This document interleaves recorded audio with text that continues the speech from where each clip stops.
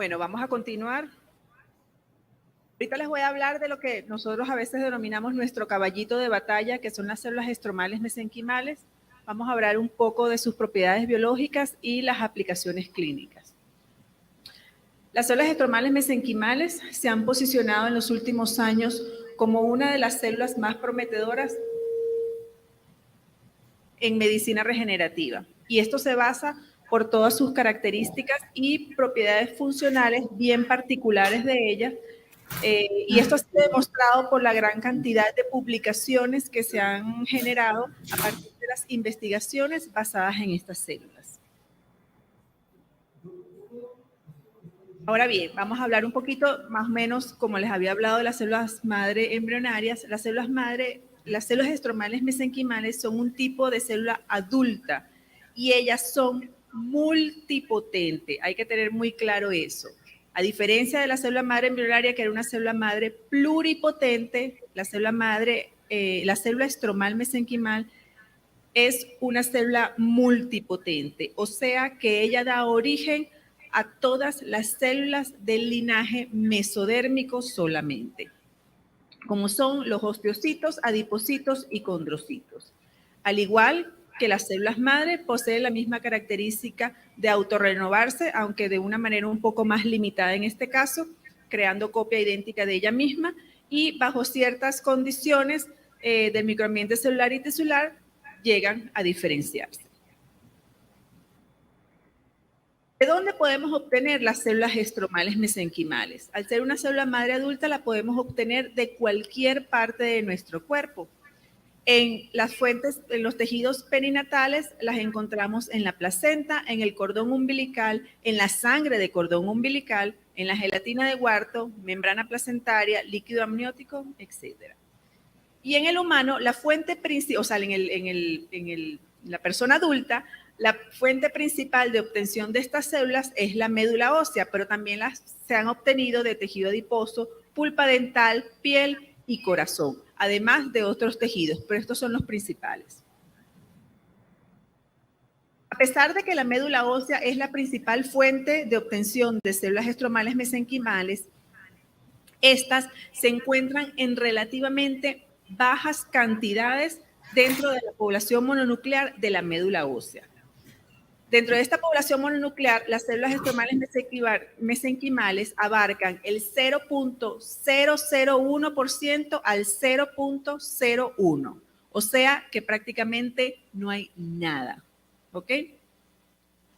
Más del 95% de las células maduras encontradas en la médula ósea son de linaje sanguíneo.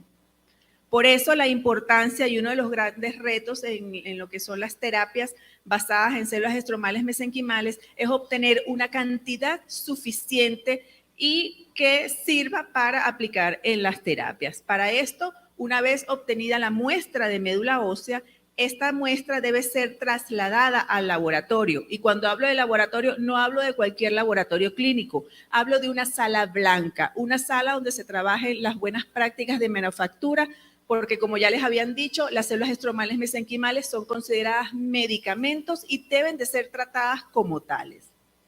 En la sala blanca duran aproximadamente entre 3 a 4 semanas de cultivo para obtener un número suficiente para poder ser aplicadas en los tratamientos y tener una población homogénea y única de células estromales mesenquimales. Ahora bien, ¿cómo sé yo que cuando yo aíslo células de una médula ósea, por ejemplo, tengo células estromales mesenquimales? La Sociedad Internacional para la Terapia Celular en el 2006 colocó 3 criterios mínimos que deben de cumplir las células para ser consideradas estromales mesenquimales. En primer lugar, ellas en cultivo, in vitro, deben crecer adheridas al plástico de cultivo. Deben tomar una morfología de tipo fibroblastoide, no sé si ven aquí, son alargadas. Después, deben expresar una serie de marcadores de superficie como son el CD90, CD105 y CD73. Y no deben tener o deben estar ausentes los marcadores hematopoyéticos CD34, CD45, 14, 11, CD19. Además, ellas no deben expresar HLA-DR ni MHC clase 2 y expresan muy poca o muy baja MHC clase 1. Perdón, es al revés. Ellas no expresan MHC clase 1 y muy baja expresión de MHC. Increíble, Fernando, que parece que el marketing comienza a funcionar un poquito mejor. Y les traigo mejor. un ejemplo de cómo hacemos nosotros en el laboratorio para caracterizar estas células. Una vez, esto lo hacemos por la técnica de citometría de flujo, utilizando anticuerpos dirigidos hacia cada marcador en la superficie celular. El día 0, que es el día que llega la muestra de médula ósea al laboratorio y que nosotros aislamos las células mononucleares, se realiza la citometría de flujo. En estos gráficos de puntos vamos a observar que todo lo que está por debajo de la línea roja es negativo, mientras que todo lo que va por encima de la línea roja es positivo. Ese día se hace este ensayo y podemos observar que tenemos un porcentaje positivo de marcadores hematopoyéticos como el CD34 y CD45. Y tenemos casi 0 de marcadores mesenquimales como el CD90 y CD105. Una vez que pasan las 3 a 4 semanas de cultivo en nuestra sala blanca, vemos cómo los marcadores hematopoyéticos caen al 0%, mientras que los marcadores mesenquimales aumentan hasta un 100%. En este momento nosotros podemos decir que tenemos una población exclusiva de células estromales mesenquimales. Por otro lado, el tercer punto era la diferenciación in vitro. Esto se hace cultivando las células en medios de diferenciación especiales para poder obtener progenitores de osteoblastos, progenitores de hueso, adipocitos, progenitores de grasa, condrocitos y células endoteliales. Y se revelan por tinciones específicas. ¿Okay? Una vez que están estos 3 pasos cumplidos, ya podemos decir que las células con las que estamos trabajando son células estromales mesenquimales.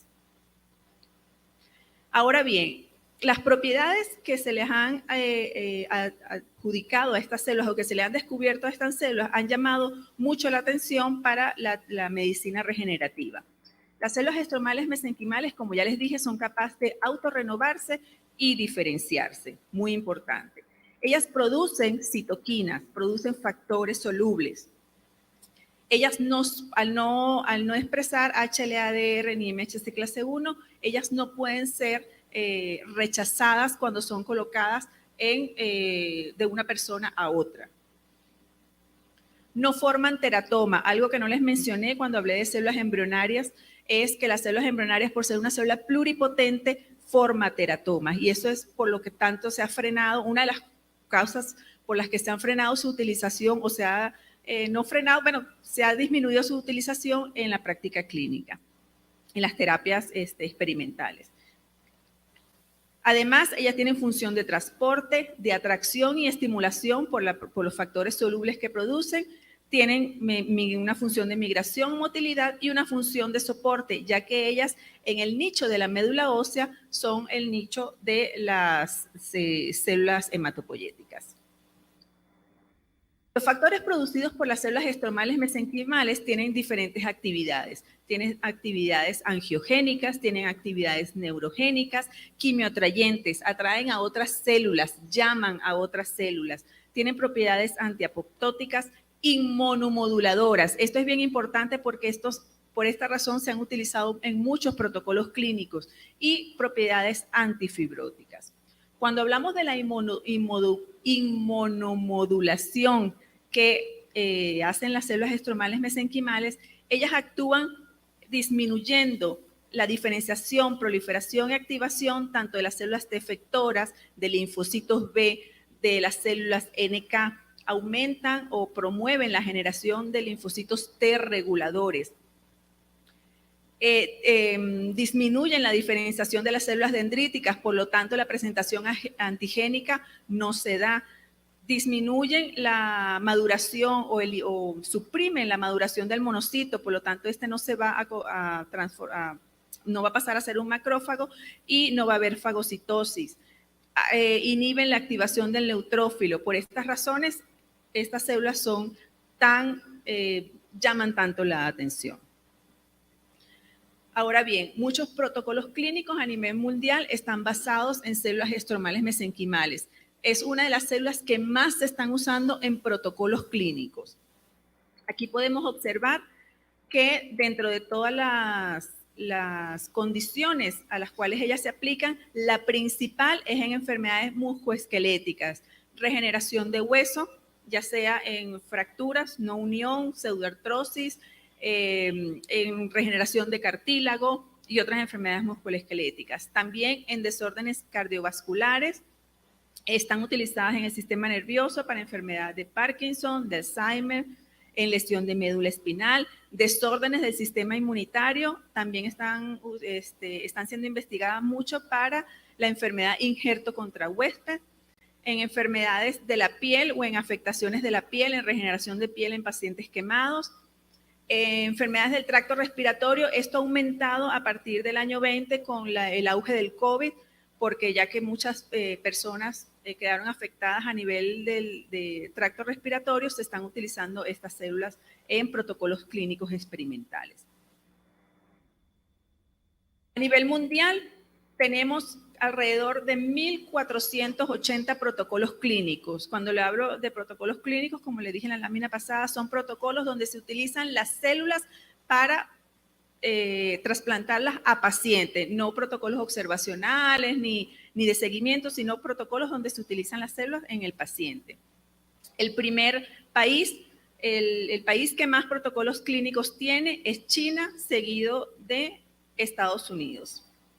Además, en Europa, España y Francia son los países con más protocolos clínicos, la India, en Australia, en Irán, en África, Egipto es el país que más tiene, y en América del Sur hay 44 protocolos clínicos registrados y uno de los que más tiene protocolos clínicos es Brasil.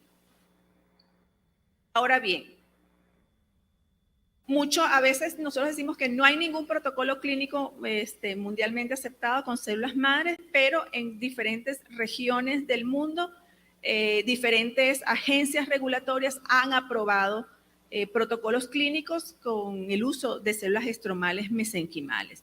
En este caso les traigo a colación las principales agencias regulatorias, por supuesto, son las de FDA en Estados Unidos y la EMA en Europa. Sin embargo, les traigo a colación la agencia regulatoria de Japón, de Corea, de la India y de Irán, que son agencias regulatorias que han hecho sus regulaciones o han basado sus guías en las guías que da la FDA y la EMA, y han sido reconocidas por la FDA y la EMA. En Europa está aprobado un tratamiento basado en células estromales mesenquimales con la utilización de células estromales mesenquimales de tejido adiposo para fístulas perianales en enfermedad de Crohn. En Japón, en enfermedad injerto contra huésped y lesión de médula espinal. En Corea, en infarto agudo de miocardio, fístulas en enfermedad de Crohn, osteoartritis de rodilla, desórdenes de tejido conectivo, esclerosis lateral amiotrófica. En la India, isquemia crítica de las extremidades, y en Irán, en osteoartritis. Esta terapia, este tratamiento de Remestecel de la empresa Mesoblast era un protocolo clínico que se hace en Australia para enfermedad de injerto contra huésped.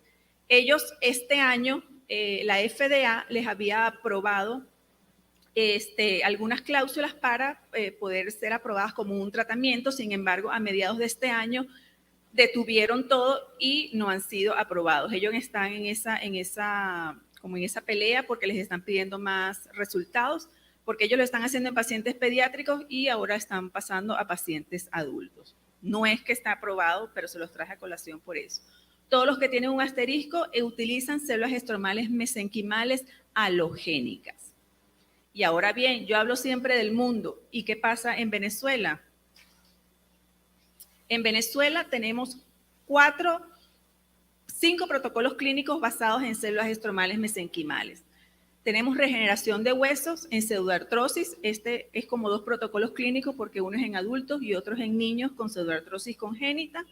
Tenemos un protocolo de regeneración de piel en pacientes quemados, un protocolo de regeneración de pulpa dental y un protocolo de regeneración de hueso en enfermedad periodontal. ¿En dónde estamos aplicando estos protocolos?